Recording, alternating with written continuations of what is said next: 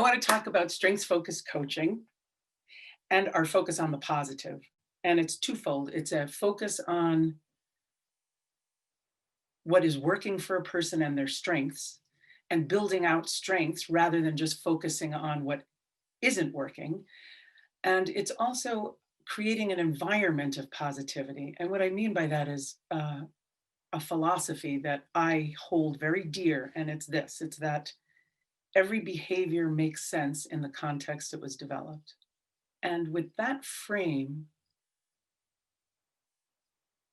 we can understand why people act the way they do. And nothing then is ever wrong or bad.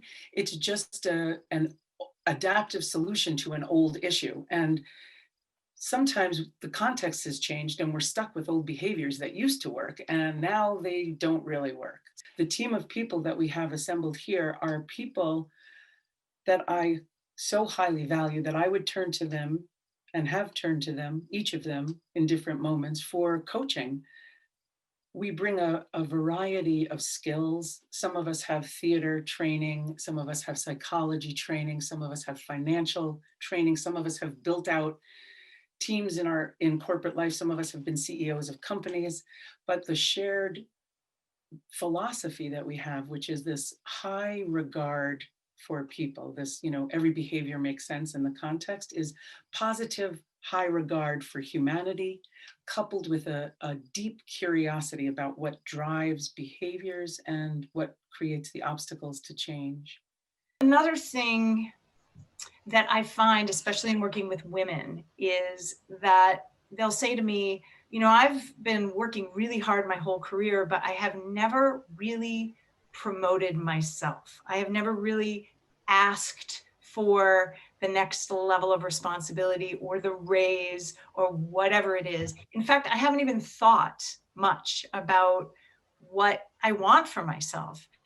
And I'm really enjoying the opportunity in coaching to help people dream big. I've been an executive coach and a leadership presence coach for the last 14 years.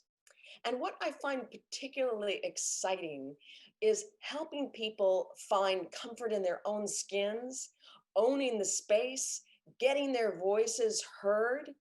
Sometimes influencing without authority is one of the topics that comes to a coaching engagement. But what really is fun for me is to create a safe space to rehearse your interactions and to get feedback to find out how are you coming across? Are you coming across the way you want to be perceived? So to me, authenticity is about being able to bring your true self to the relationship, to the situation.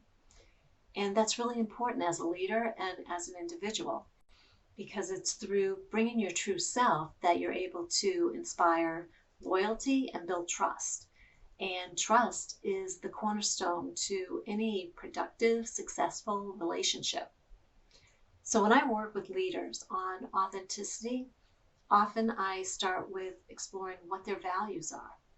What is it that's most important to them? What is it that they can't live without? There are different versions of the analytical leader I've encountered over the years. There's the leader who tends to, maybe out of a lack of comfort, or maybe it's cultural, they tend to hide their emotions. They tend to not share personally. And the problem with that is they're not really inspiring people in the way they communicate. So for them, the things we end up working on are how can they open up a little bit more personally? How can they tell personal stories? How can they connect more one-to-one and find ways to bring more passion and excitement to their group communication? Recently, I was working with young leaders, and the work I was actually doing with the young leaders was helping them incorporate more of a coaching mindset in their own work with their new reports, with their new teammates. A focus of that work was helping the leaders find a balance between, on the one hand, advocacy, and on the other, inquiry. Advocacy was the default tendency of these leaders, meaning advocating for their own point of view, advocating for what needed to be achieved by the team, advocating for the solution that they felt was the right one. which situationally is necessary and helpful.